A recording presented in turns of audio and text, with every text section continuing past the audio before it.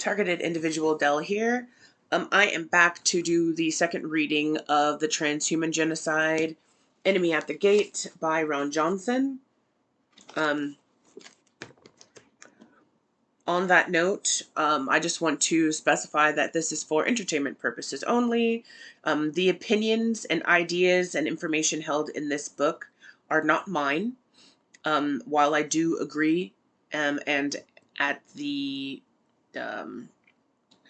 I'm targeted by this technology, there are some things that this author says in this book that I do not agree with. Many things. So these are not my words. These are Ron Johnson's words, and I will read them as they are written. And before I get started, just to catch up, I did a video not too long ago, a couple days back, about my dog and her increased respiration rate with no plausible reason behind it. They were targeting her and, talking to me with V2K regarding it, and it was very distressing. She has since recovered from that. Her respiration rate is normal. She has been taken to the park to run around and do her normal doggy thingies. So she is good in regards to that. I do have a cone on her, though, as you can see. She's been looking at her feety feets a lot, and I'm gonna take her in tomorrow, actually, to have a doc look at what's going on with my Luxie Wuxie. Aside from that, the V2K has been really rough, and it's not just V2K, of course. It's also everything else, and dream manipulation. I get V2K in my flippin' dreams, and I'm also put into what they have called the think tank, where they do something with my subconscious or some part of my brain that feels like after I wake up and try to dissect the dream. Partially something that I would consciously come up with, and partially some just ridiculous things. And I'm often shamed for, well, everything, really, but especially some things that happen in my dreams. I just don't understand the technology. I would love to understand it more, but any information I get from them is mostly lies and just bull scrap to confuse me and elicit some type of reaction, which they mostly get. The forced thought is very frustrating. Everything is actually really frustrating in regards to dealing with these guys. So let's jump into the reading. All right. Transhuman Genocide, Enemy at the Gates. We left off on page 30 was the last page that we read. And that was the introduction. We will now be reading page 31, Electromagnetic Waves. And if I have more energy, I'll read the next chapter as well. So let's start page 31, Electromagnetic Waves. Electromagnetic waves.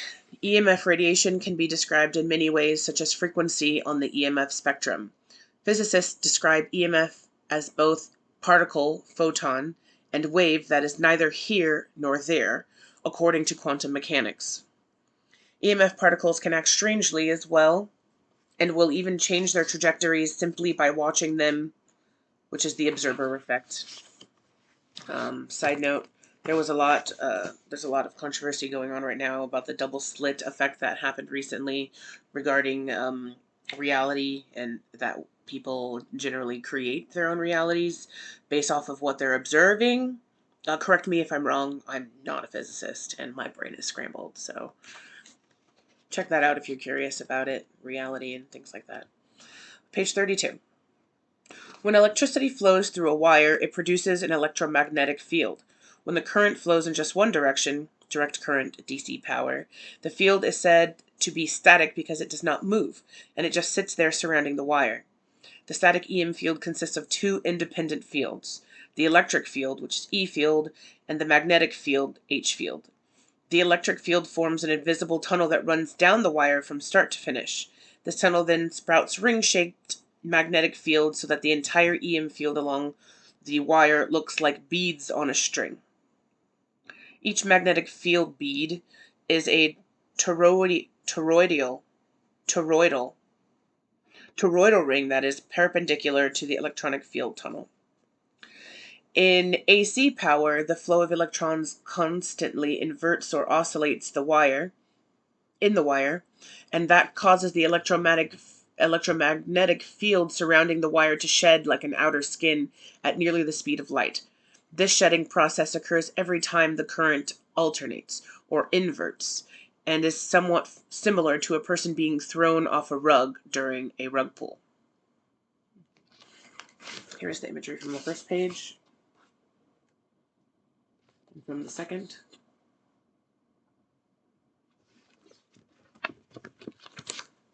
And page 34. This pulling of the rug, or inversion of the EM field, dumps everything that was on the wire, or the rug, into the environment. This shedding of the electromagnetic field zips down the wire at the speed of light and produces an electromagnetic pulse or blast. This happens invisibly 60 times a second on every wire that is connected to the grid. That means every power line, every cable, every electrical circuit, and every appliance is transmitting EMF as a result of the alternating currents running inside them. Antennas are capable of focusing this EMF effect even more efficiently than a wire, but every wire connected to AC power acts as an antenna. EMF is also described as something pleasant, like ripples in a pond, but in reality, EMF is more like an endless series of EMP blasts that can easily range above 1 billion pulses per second. During the EM field shedding process, the outer electromagnetic skin is radiated like a concussion wave from an explosion that travels at the speed of light. The only reason we don't feel these frequency pulses like concussion waves right now is because current safety limits are really based on avoiding that effect. EMF concussion wave effects and thermal effects begin right above the current EMF limits. Here's that page. And the next.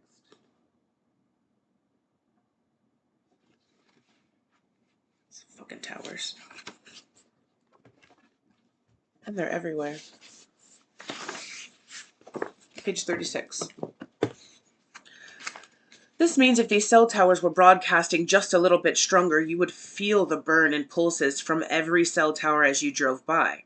And so current safety limits are not really about safety. They're there to maintain the illusion of safety.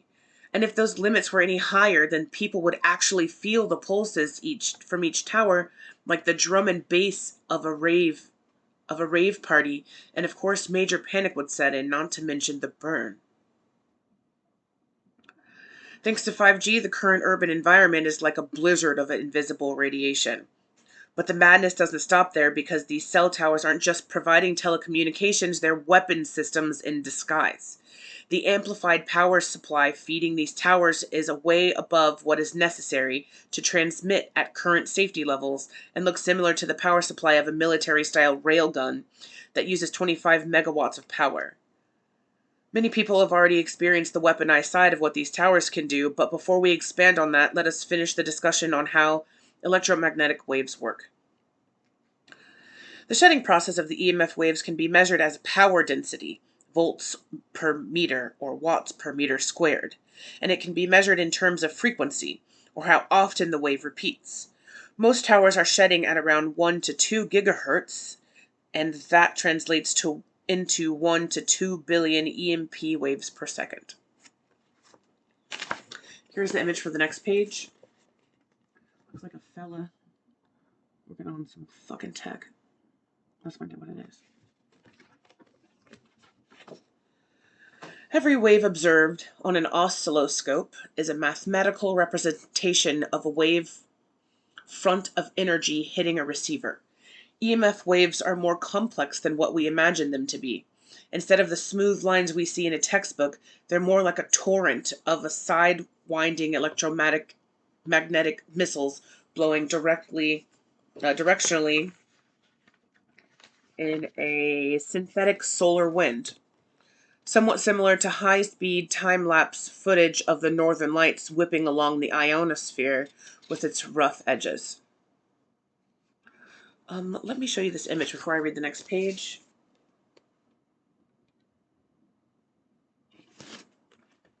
Feel free to pause and check out the images.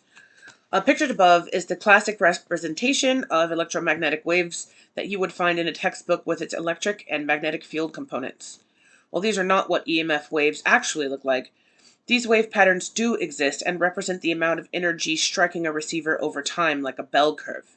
The energy delivered by EMF waves peaks and then troughs as the EMP blast goes by at the speed of light.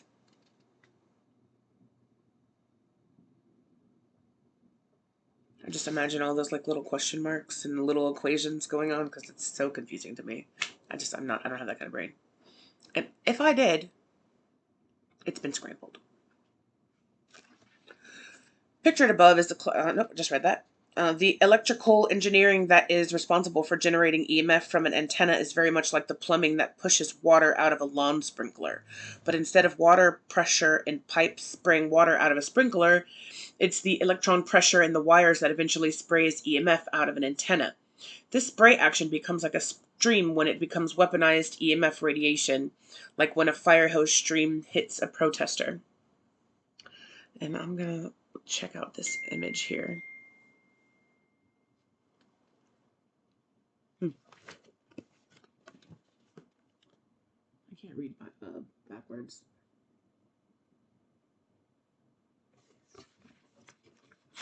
Everything on the EMF spectrum can be radiated like a beam or like a light bulb or something in between.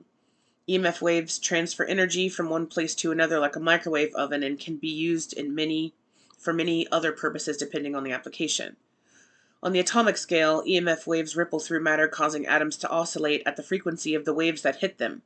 This oscillation can be indirectly measured as temperature, since temperature is technically a measurement of how frequently the atoms are oscillating. At the absolute zero temperature, it is said that the atoms stop vibrating completely. The more the atoms oscillate at the atomic level from there, the hotter the matter becomes, and that's exactly why microwave ovens work.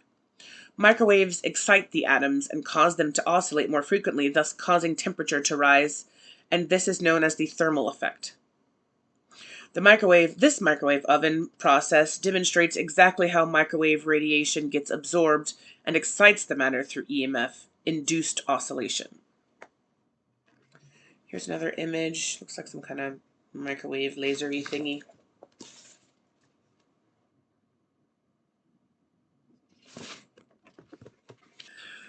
Directional antennas, such as Yagi antennas, focus EMF wave fronts in a specific direction like a flashlight to amplify their transmissions downstream. Phased array antennas, known as patch or beam-forming antennas, use gridwork of many antennas to focus a beam of concentrated energy like an invisible laser, similar to HAARP or HARP, but on a much smaller scale. Oh, fuck. I think they're giving me a demonstration and ringing the shit out of my ears right now. Just the left side.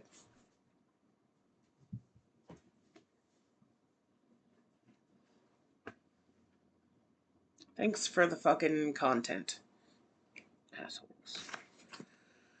These invisible lasers can hit targets such as a phone in a moving car with pinpoint accuracy. This is commonly referred to as 5G beamforming technology, and as a consequence, it means every cell tower you see is not only bursting EMPs in a radial pattern, they are also beaming invisible lasers at multiple targets simultaneously. Which I've seen. I've seen it. I've seen them biohack and force people, just random people in the environment, to do something, anything like that. It happens all the time. That's why a lot of times when people, a lot of TIs are like conditioned to be paranoid about someone coughing, or sneezing, or scratching, or something like that. A lot of the times, sure, they could be a flippin' perp. But sometimes they're being biohacked and they have no idea. Food for thought. Many other forms of EMF radiation exist that are much different than those produced by an antenna. Their physics are based on high energy particles that can be harnessed for an individual and medical purposes or for direct energy weapons. Each type of radiation on the EMF spectrum requires a different approach when it comes to shielding. Each type of radiation on the EMF spectrum requires a different approach when it comes to shielding. The subsequent chapters in this book will be looking at what these energy weapons are and the types of shielding materials that can be deployed for protection. Here is the image. And there's one more picture. Yeah, I've also started noticing they had these types of little antennas and panels on top of buildings like hospitals. And that one in this image is even one on top of a water tower. What kind of damage does that signaling do to the water supply? Do they even still use those old water towers for water storage? Or are they used? Not they, just are they used? I don't know. And this is an image of a church. Methodist church. Yep. And they're at churches too. That was the end of the second chapter. Let me look and see how many pages this next chapter is. It goes from page 43 to 75. Let's just keep it short. Today, 17 minutes is not super short, but we'll end it there. I had a thought, and the author pretty much addressed that thought, but there are different types of frequencies. If there are different types of energy weapons using different types of radiation and the different frequencies, then that means one shielding method, one might not, you might not be able to apply that for shielding and protection because it could probably just change the frequency and have the same effect. I don't know. I don't know. Maybe a me before, in the before times, could have been able to figure something like that out. And I probably still could now. But, yeah, like I said, my brains are scrambled. And just for future reference, I do use humor as a way to cope with this shit. So don't think that because that is what you're seeing from me, like laughing or I don't know, non-serious banter. It's not because I'm not taking this seriously. It's very serious. It's awful, and I go through this every day and every night, 24/7. It's just one of my ways to try to deal with it as best as I can. It's destroying me and my flippin' dog. And it's also really frustrating to see how it affects other people. Because they have no idea. Most people, a lot of people, just don't know that this is happening to them. They think that those towers are for faster internet speeds. So I think we should, I don't know, maybe I'll try to start something, but no, they said that's not happening. We'll edit that out.